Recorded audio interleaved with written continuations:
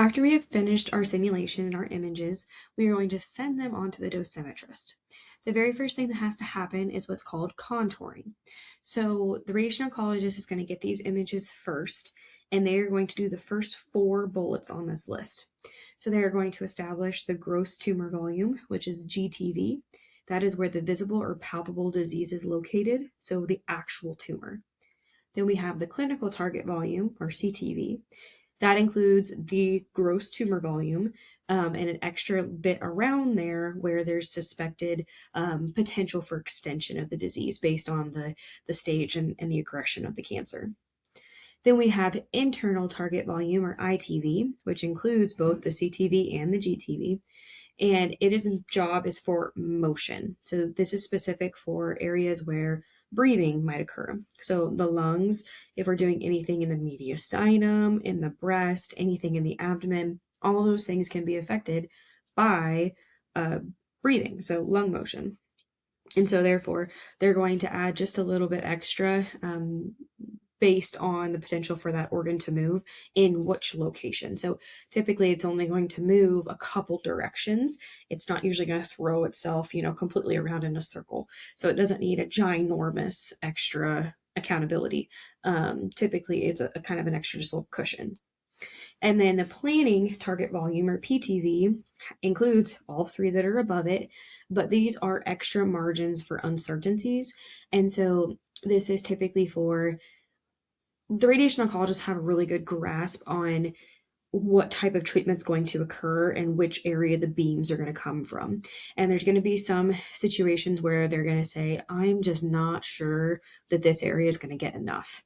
And so they can include a little bit bigger of a volume, the PTV, which is going to be the area that's all exposed with a really, really high amount of dose.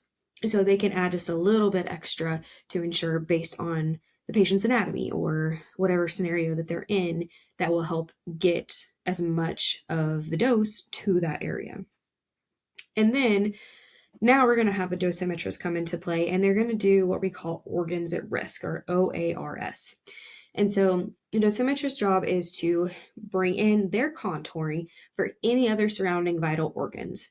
So what they have to do is they have to draw outlines around structures. So if we were doing breast, then they're going to draw around the lung on that side. They're going to draw around the heart. They're going to draw around the spinal cord. They're going to draw around the other breast. They're going to draw around the other lung. So there's quite a bit of drawing that they have to do, because with CT, it's not just one slice. They have to do every single slice in that axial section that they took for CT. So they could be sitting there doing organs at risk for quite a while. The oncologist job does take a little bit too, because if you have a large tumor, it's going to spread across multiple slices. So they're going to have to go in and do those for each individual slice.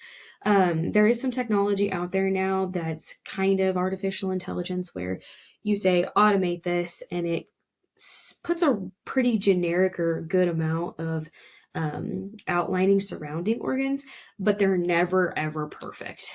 So a dosimetrist is going to sit there for quite a while, even if they have the automated on there, fixing it, because it's going to miss a little bit, or it's going to include too much of this portion. It has a hard time being really precise. And so the dosimetrist has to clean all that up. And I went to a presentation from a dosimetrist a while back, and they said that 90% of their job is tweaking things to make it just a little more perfect. And so they said organs at risk is one thing where you can definitely get caught up in trying to make things too perfect. And so you kind of have to identify what is the best you can do with the time constraint that you have. So those are all the contouring that the dosimetrist and the radiation oncologist have to complete before the actual treatment planning of the beams and how much energy can occur.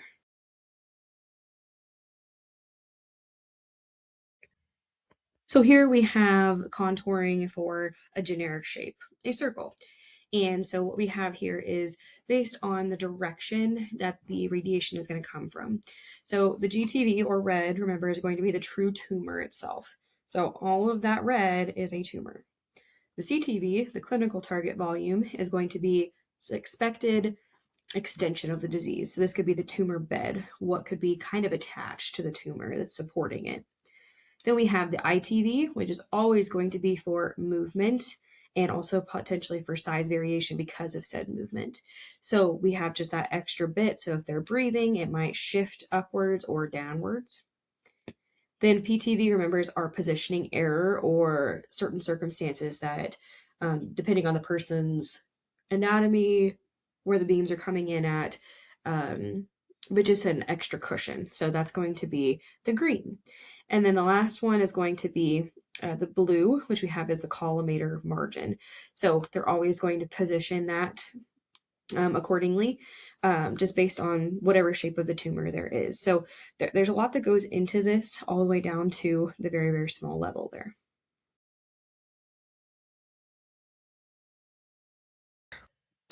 Here we can see that we have some of the drawings for contouring for organs at risk and also the others that the radiation oncologist does. So what we're seeing over here on this left side of the screen, that is going to be a right breast patient. So I always say when you're looking at a CT in the axial section like this, you're looking at them from the feet up. So my right side is actually their left side. So when I'm looking at this here, we have our gross tumor volume. You can identify that as the red. They do have 2 PTVs. Sometimes the radiation oncologist, if they want to provide like an extra boost to the area, they'll make sure that there's an additional set up. So they have one planned target volume there that's getting a lot of dose. Then they have the clinical target volume that's saying that the extent of the disease that's surrounding it is going to get extra. And they have the last PTV there. So they can identify that. And then they kind of just have an outline surrounding what all might get some actual dose to it. But then you see that they have an outline surrounding the right lung, the left lung, the heart, the right breast, and the left breast. So everything has their own contour that we're making up for here. In the right-sided picture, we have a pelvis for obviously a prostate patient. So with this, what we have is the clinical target volume is what's listed out here in the yellow. The planned target volume overall is going to be in the red. And then they have the components for the bladder, which is in that light blue. The rectum in the back is the pink. And then on either side of the pelvis, we're going to have the femoral heads, which are green. So all of those we have contoured and said these are either areas where they're going to be treated or this is an organ at risk surrounding there. And so we have to be careful because obviously we have thresholds for each of those singular areas. So that's why we have to contour them. And by giving them a name in the system, that automatically puts them onto a chart. So once you have labeled, I have a bladder, that bladder then goes in as an organ at risk for this graph. So we can actually determine how much it will get with the planned.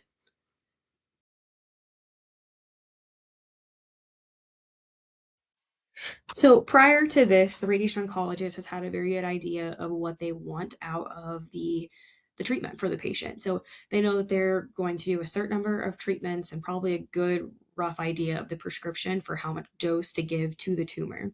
So they might have already created this and signed it. Sometimes they wait until now, until they see the anatomy and the true tumor, to identify and give an exact dose to that area.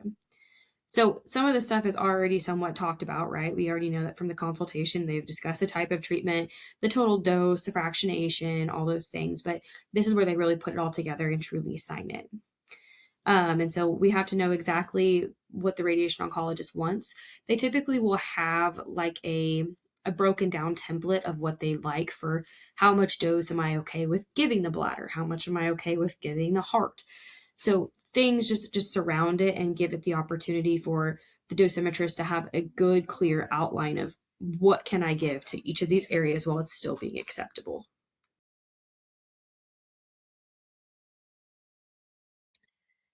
Here's an example of what one of those templates could look like that a radiation oncologist prefers. So here they have the structure. So they have the planned target volume, which is including obviously the gross tumor volume, the clinical target volume, the ITV, and they'll say what they want for contouring for the margin around. And this is all for a prostate patient. Under IMRT and VMAT, it will then say the dose constraints. So it's saying 99% of the volume to get greater than or equal to 95% of the prescription. So this says that 99% of that planned target volume, which includes the prostate, right? So 99% of the prostate is to get greater than or equal to 95% of the dose. So if we said it's going to get 70 gray overall in so many fractions, that means that almost all of it, 99% of that prostate, is going to get greater than or equal to 95% of that 70 gray. So a lot of the tissue is getting a lot of dose. The minimum dose has to be greater than 90% of the prescription. So just the minimum possible that could be at anywhere within that planned target volume has to still be greater than 90%. Then it goes into a little bit more information about that, and it does a similar fashion for the VMAT. So with the rectum, bladder, and heads of the femur, we're looking at those as the OARs. And so we are trying to identify what we want, okay? So again, this is saying that with IMRT, we would like the rectum to receive less than 65% of the volume, so 65% of the total rectum, to receive 50 gray. We want it to be less than that, okay? And it breaks it down even further. So we're just trying to make sure that as we go up higher in dose, that we are limiting the amount of tissue that could potentially be getting that. So it goes back to those thresholds that we have and the amount of the actual organ receiving how much dose. So this is something that a dosimetrist would have saved, and it could just be built into the system as well, that they're able to refer to whenever they're creating their treatment plans, so they don't fall outside of these thresholds before they even show the doctor. They're going to say, if it doesn't meet this, then I can't even show them, because I know it's not, they're not going to be accepting of it. It needs to meet these minimum requirements.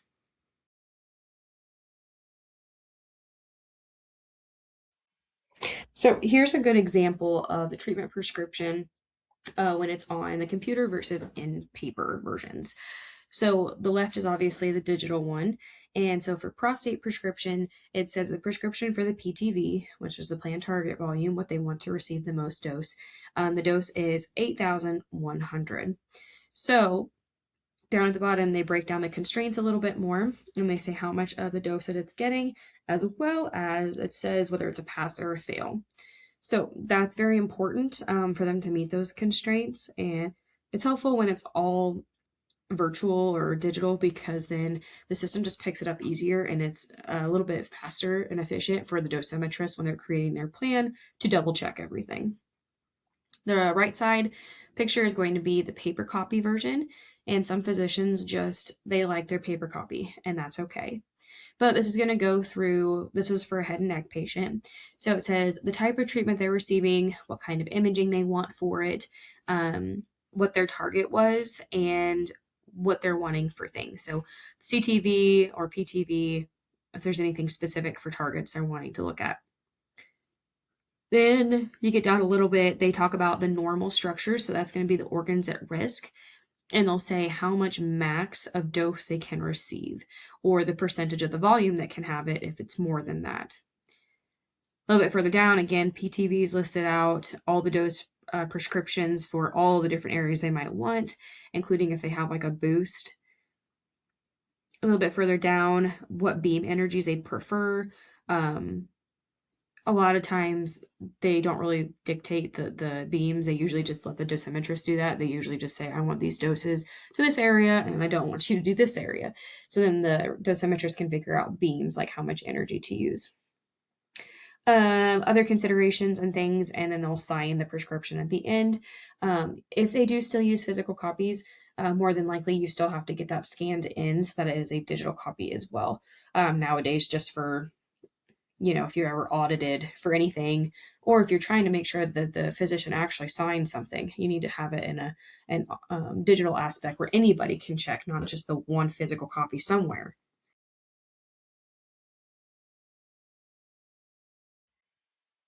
After contouring, the images will then get sent to the dosimetrist to finish out the planned construction within a special software. So there are multiple out there, but the one that I'm familiar with and I know a lot of people use is called Eclipse. And so it's going to bring in all those patient images with the contours, and it's going to allow for selection of the treatment type. So are you doing IMRT, 3D CRT? Are you doing VMAT, And then you can manually create from scratch, or you can select an auto plan and then adapt it from the auto plan. So the auto plan just kind of sets it up how you normally have in the past. You can create your own presets. So if you do a breast and you're doing BMAT, this is what you have done previously that you liked. And then you can adapt it to that specific patient's anatomy. It's going to determine the isocenter of your plan target volume, and it's going to create what we call a digitally reconstructed radiograph, or DRR. So from the CT, it can take all the anatomy that got in the axial, sagittal, and coronal sections, and it can actually turn it into an X-ray of that area.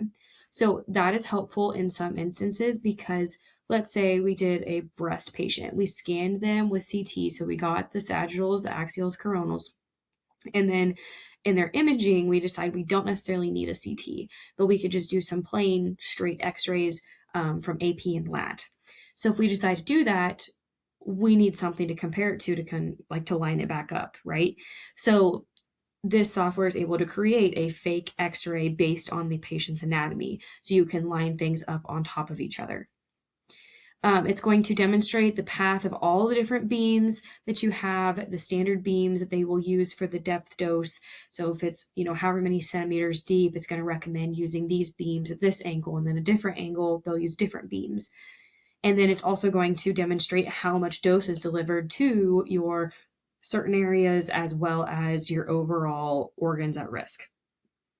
So when it does this, it's going to create a graph off to the side.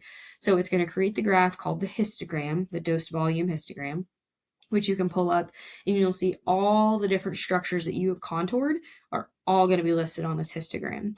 And so then you can identify at what percentage am I getting for every individual. And then if I'm too much over on some of those organs at risk, you can try and go back and adapt. So you can say, okay, well, maybe if I came in from this angle just slightly, or if I decided to eliminate that beam entirely and go from this angle, or if I use a different beam energy, what would that do for my overall dose? And so you can create multiple treatment plans for the same patient and then go off of whichever one worked best. And so this kind of goes back to that talk from the dosimetrist that I listened to. They said a lot of their job is just sitting there tweaking, trying to make things as perfect as possible, just trying to make it a little better.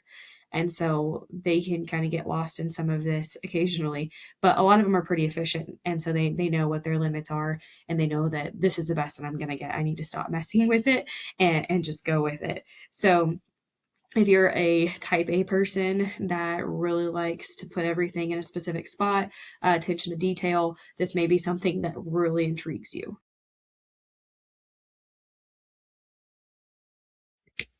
This is what that treatment planning software looks like. So this is Eclipse. And so what they have going on here is they're planning for a prostate patient. And so over here, they have their plan structure ID, and then all of the structures that they've contoured and what they're worried about. So it assigns them their own kind of area and their own color, and then it's going to tell you what dose you've got. The planned dose constraints, you can go ahead and list those out down here. So every single one, you're going to scroll. You can see there's a long scroll area right here. So it's going to list out all the organs at risk as well as the PTV, and it's going to tell you what each one is getting, and you're going to try your best to get it in the area. So dosimetrist spends quite a bit of time just making sure that it meets those requirements. And then if you come over to the right-hand side, what they have a whole bunch of stuff up here right now, right? So when they usually start, they're going to look at all of this information first, and they're going to pull up the images, and the images are going to show them where those drawings are at, and they can see if there's any hot spots or cold spots. So what do I mean by that? If there's too much over alignment of angles, you can get what's called a hotspot. So you may get 115% of the dose when you only meant to give 100%, like 100% being the maximum. You can also have cold spots where you realize, oh my gosh, the PTV is only getting like 70% in this little tiny area. So we don't want that. We want it to average out and be 99% of that entire organ is getting 95% of the total dose. So there's a lot of tweaking that goes along with that.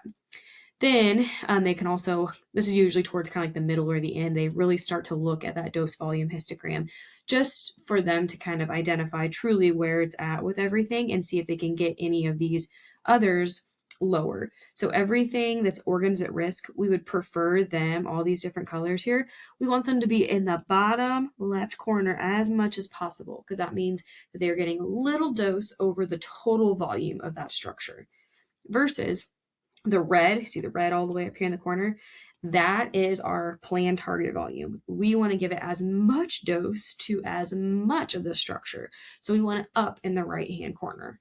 So they'll do all of this, and then they'll save all this information within the patient's file, and they'll have the radiation oncologist review everything before they truly will send it on to the linear accelerator.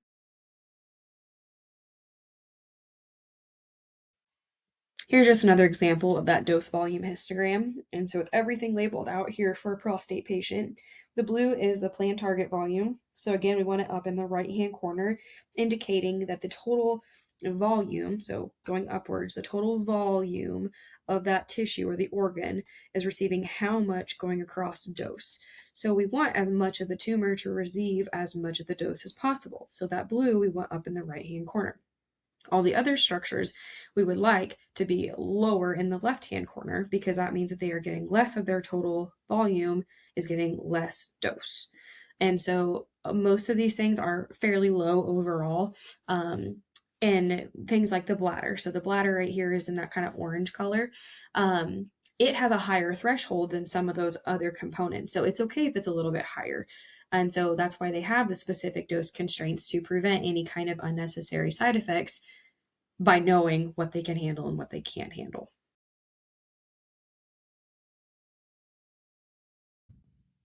So here is a breast plan overall, and this was for volumetric arc therapy.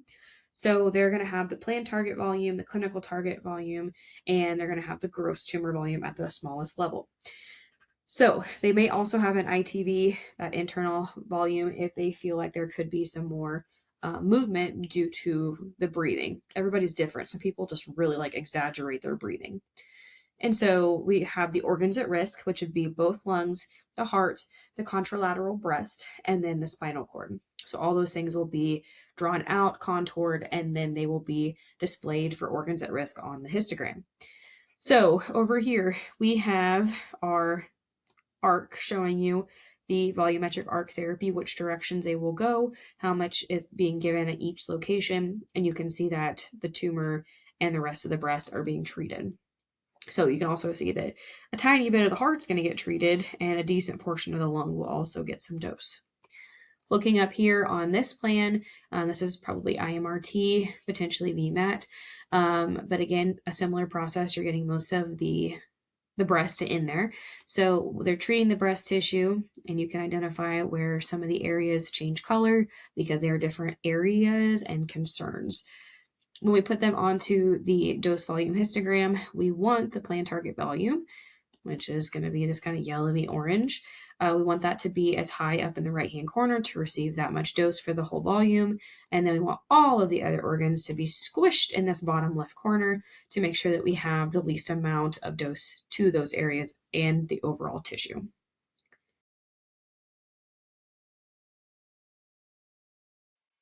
So I decided to throw in a little bit different of a treatment plan, this one being the lung plan.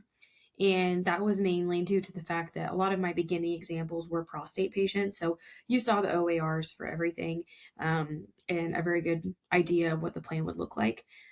For lung plans, we're going to have the GTV, CTV, and the PTV. Just like I mentioned with the breast, if they felt like internally they have quite a bit of motion when they breathe, then this lung tissue may need an ITV to make up for it. We are going to have OARS, so we're going to have our lung tissue that's remaining within that one side, the second lung, and then we're going to have the heart, spinal cord, and also breast tissue that surround it. When we're looking at this one here, they used a volumetric arc therapy again. So with that VMAT, you can see that the start and stop locations and how much of the dose that it's getting at certain points. Then when we come back down to the bottom, you can just see where the physician has drawn GTV, CTV, and PTV. It's all listed out here. And then if they were to have an ITV within there, then they would list that as well on the volume histogram. So things that we have very high are the gross tumor volume and the planned target volume. Those are all up in the right-hand corner, just like we want. And then things that are squished down at the bottom are all of the other structures, which we do not want them to have much dose. So that is a good thing. And like I said, some of this is manually done by the dosimetrist, or a lot of it nowadays is automated, and then they go back in and fine tune everything. So that way they don't spend a ridiculous amount of time on every single treatment plan, because then patients would hardly ever get treated if it took super long for them to get these plans created. These aren't super fast though either by any means. They take some time, but is much more efficient than it used to be.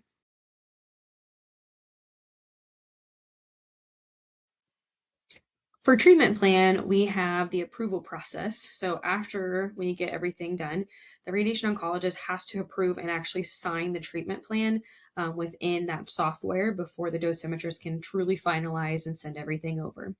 So once this is all completed and they have everything signed, the dosimetrist will have to finalize the plan. And when they do this, it is going to convert the dose that the dosimetrist and the radiation oncologist created within the treatment plan into what we call monitor units, or MUs. And these are kind of hard to understand, but the monitor units is the language that the linear accelerator uses to identify how much radiation to put out. So the delivered monitor units on our screen are not the same as what the dose was for the prescription. There's a huge equation that you can use to solve for monitor units. I did have to do this in radiation therapy school, so I don't know if they still make you do this, but each equation to solve for just one beam, how much dose would be turned into monitor units, would take up an entire page. It was a long process for what you had to do to get to the monitor units. So luckily, systems these days just automatically send it over and it calculates it for you. And even if there was an issue with this, the physicist or the dosimetrist is going to do the calculations to figure that out. It's going to send the finalized plan from the software to the linear accelerator. And we're not there yet. We're not done. We still have to test the treatment plan that was created to ensure that there's not going to be any collisions with the table or the patient and the gantry. We have to make sure that the dose that's coming out and the MLCs are capable of producing what the plan put together, because sometimes there's a little bit of a miscommunication of what the software thinks that the linear accelerator can do. And the linear accelerator is like, wait, what? I can't do that. So we always have to double check everything with what we call quality assurance.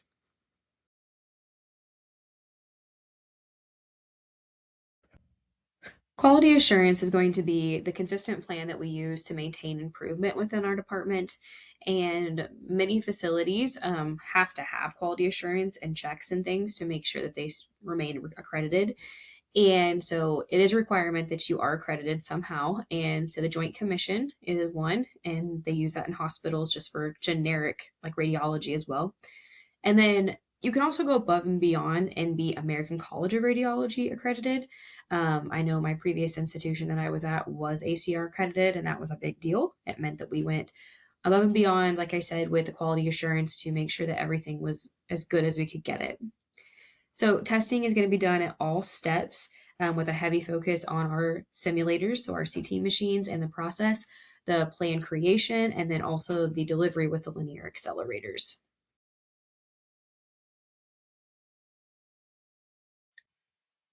So radiation therapists and physicists are going to run through the treatment plan once it's sent over to the linear accelerator.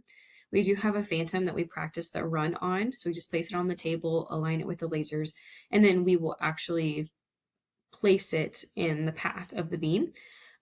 Other versions of quality assurance, we may not even need a phantom. We can just image with the MV imaging arm, and that'll run through the total dose that we are delivering. So we just move the table completely out of the way and we'll just image that way. So we have to ensure that all of this is correct before the patient's very first treatment. As therapists, we're going to check for clearance of the table and the gantry motion to make sure it's not going to hit anything like the table or the patient. Obviously, that's not good. So we have to make sure that all of that is kosher before we bring the patient in for their first day.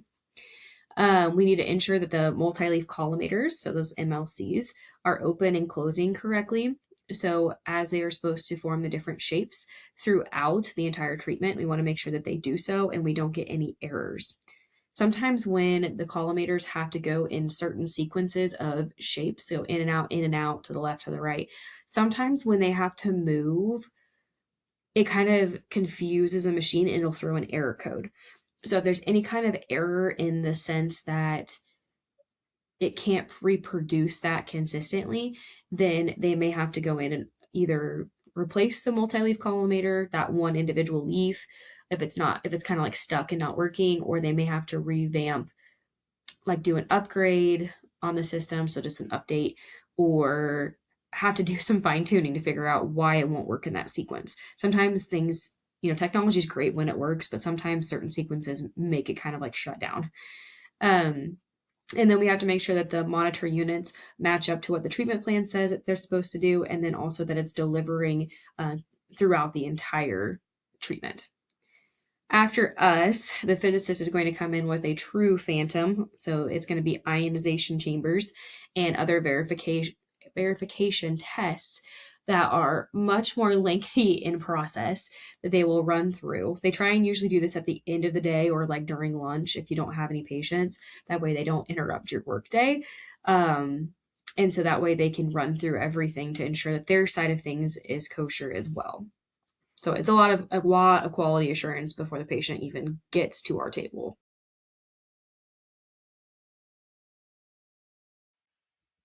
This is what the quality assurance would look like for us as therapists. So when we go to image, like I said, we'll bring out the MV arm and we're going to go ahead and run through the entire treatment plan. So technically that MV imager is going to be getting all of the dose from the gantry, just like the patient would. So when it comes through, it's going to come across as color scale. And so it's going to show you what has been delivered and how much is in within each area so you can know how much dose is in that location. There's basically going to be what you delivered that day. It'll break it down and it'll look at it from what was the map supposed to look like from what the software anticipated. So that's what is expected to turn out like. So then once we run this, as long as there's nothing that like completely stands out, like on here, there's a couple areas like right here kind of in the center. This is not as dark as this is over here. And then same thing kind of down in this corner, those like maroon darker blobs are not as dark as the one that's expected. Same thing up here. This green blob is not as dark. And then same thing for right here. So if I were to notice this, I would mention it to my dosimetrist and the physicist and say, hey, do you want to take a look at this just to verify that it's okay with you? So they'll look at it and make sure that everything's kosher. But if I don't see anything like weird sticking out to me, I usually won't say anything because they're going to run their own checks anyway. But if I notice something first, I'm going to say, hey, something's going on with this. I think we need to look at it again. And sometimes you just need to rerun it and it'll work the second time, which is kind of interesting that it wouldn't work perfect the first time. But we have a certain amount of lenience that we can be off for it to still be acceptable for quality assurance. And then we have down here, it's just going to show you the profiles of the dose and the distance of where it was delivered over time. And so those are more for the physicist, but all of this stuff will be saved within our system so they can go back in and when we're audited or when the people come in from the Joint Commission or ACR, they can say, all right, I need to see all of your logs for your quality assurance. So we have daily quality assurance and like monthly and yearly, but then also we have this for every single patient. So we're just covering our basis and making sure that everything's kosher before the patient gets on that table.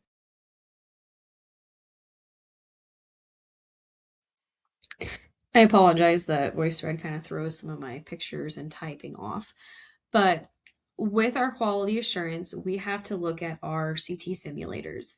So daily, we're going to check our lasers and our distance indicators. So the lasers, are they aligning correctly to our phantom? And then the distance indicator, is it showing me the correct distance to the patient? So those can be off by 2 millimeters. Monthly, we're going to look at the field size indicator. So how big and large inside the field size can we have? That can be off by 2 millimeters. The collimator angles can be off by 1 degree.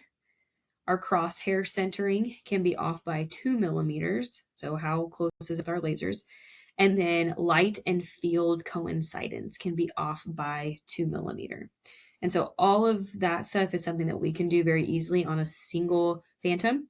But then the rest of it is usually done annually, and it's usually by a physicist that will be running all of those things. So, and when they do that, theirs takes forever. So again, they usually try and wait until the end of the day when there's no more patients so that they can run through everything.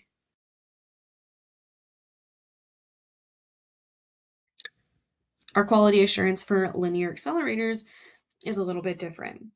So every single day, if you are scheduled to have your first patient at 8 o'clock, you do have to have somebody that comes in early to do quality assurance before you can treat. So daily, we have to look at the X-ray and electron output consistency. So we have a quality assurance phantom here. It looks just like this, the daily QA. We're going to place it onto our table within the linear accelerator, and we'll plug it in, and it will image that. And once it is running the beams, it is looking at how much output is being given to that plate. So those can both be off by 3% and be acceptable. Our laser alignment, so laser on there as well, we're going to line it up to the center here. And it has a ruler on it so we can measure how far it is off. That can be off by 2 millimeter. Our distance indicator, which we shine down on the patient, we can just press the button on the remote and it will shine down on this platform, and we can list out what it's supposed to be, and it can be off also by 2 millimeter. Our door interlock has to be functional, meaning that once I hit the button for the door to close, it has to shut. And also I cannot expose until it is shut completely. If the door is not shut and your linear accelerator can turn on, that is a bad deal. So we need to make sure that everything's working there. Our audio visual monitor, it can be where you have 3 monitors and one of them stops working, or even 2 of them stop working. It is fine as long as you have one audio visual monitor, but you immediately need to get the others fixed. It is preferred to have at least 2. If you only have one, they're going to highly recommend when they come in to look at things that you should have 2. But one is acceptable to treat that day, but you have to get the others fixed. Monthly quality assurance, we have to check for X-ray and electron beam flatness. We use a very similar plate for this. We have to make sure that all the emergency off switches have to work. This is kind of fun because usually emergency off switches are big red buttons, and I think there's kind of this intrusive thought for many people about, oh, I'm not supposed to touch that button, so I kind of want to touch it. So this is the part where you get to hit the emergency off switches on your control panel and on the table and make sure that they all work. So that's kind of interesting and fun, just a little something about it. We have to check for X-ray and electron symmetry, the position of just items in the room, as well as things that we are using within the software. We have to make sure that light and the radiation coincidence field are as close as possible to each other. We're going to check jaw symmetry. So the jaws are the collimators inside, and we're trying to make sure that that is all symmetrical. And there's actually quite a bit more. Some of those monthly things we can do ourselves, and then other things a physicist will have to come in and help us with. But one thing about quality assurance that's very important to understand is documentation is the most important part. So if you do all these things, that's great. But if you didn't document them, then it means nothing to the Joint Commission when they come and visit you. So where I was, we had a lot of things that were stored electronically, but then we would also store it in a physical book. So it was like a binder that we'd have to write down all of these and compare them to the day before to make sure we were within threshold of where we could be.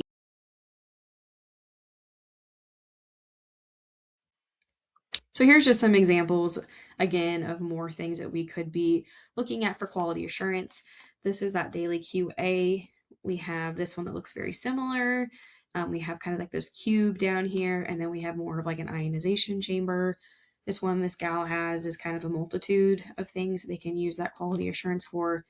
Laser alignment, ionization chamber, kind of multiple things.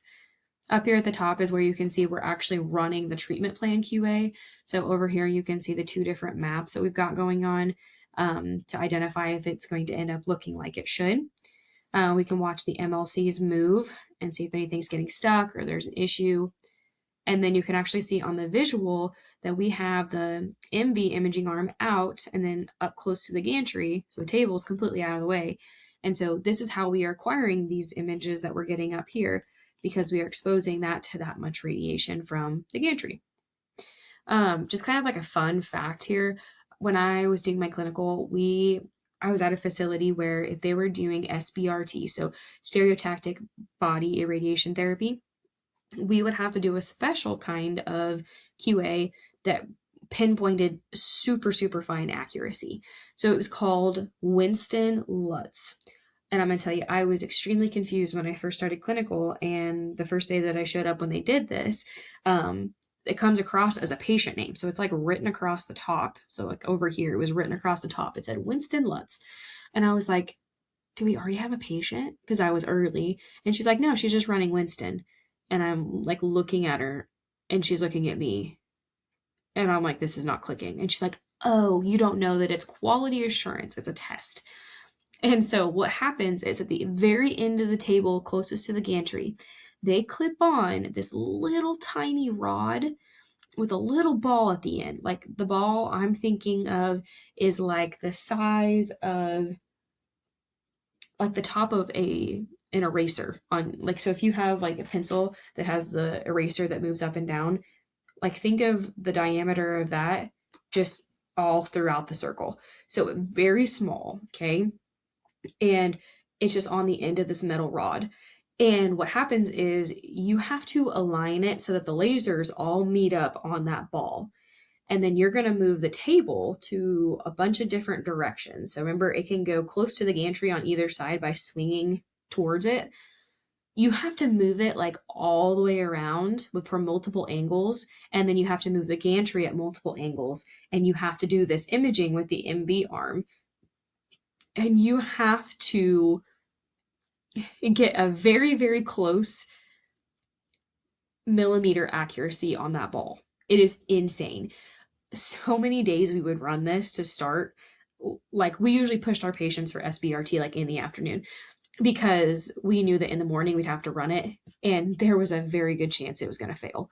And the thing that stunk about it was that there was so many beams that you'd get all the way through this. It takes like 20 minutes. You'd get all the way through it, and then you'd go check the computer to see if it passed. And it's running all of this. You're just waiting and waiting for it to pop up, and then it would say fail. And you're like, no, gosh darn it. And so then you have to go back in there and you have to reset up and try it again. So the person that's doing all the QA, they try and get everything else done first.